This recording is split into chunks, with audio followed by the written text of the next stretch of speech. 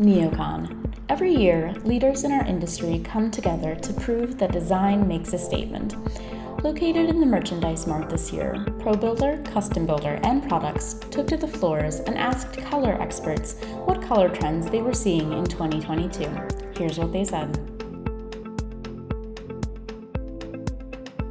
Like tonal whites, we'll call them. Lots of more mid-tone neutrals, so beige, taupe, tan, brown, greens, 100%, and then blues. We're seeing a lot of warm tones, but also a lot of like frothy pastels, greens, and then a lot of warm tones, terracottas, pinks. So that's what's reflected in our showroom. We've seen growth in blues.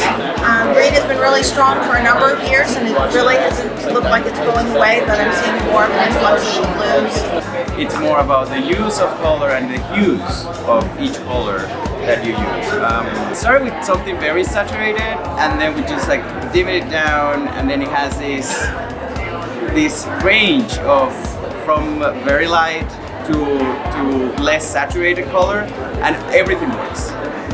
So basically, it's like that bridge between saturated and not so saturated that it's working for us.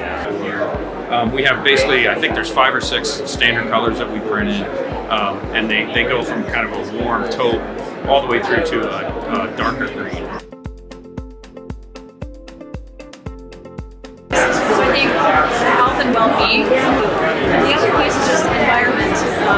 A lot of influences is what's happening in the world. The economy the way it is and all the fear that people feel, they're looking for comfort and they're looking for things that make people feel good.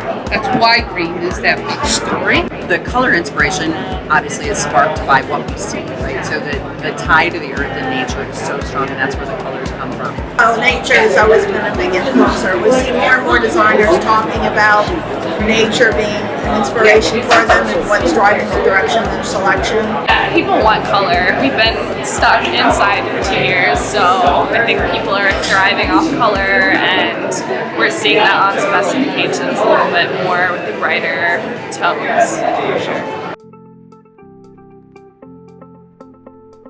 I would say that crowded spaces are in their way out, and something that it's not soothing and it's not intentional, that's what it's going out.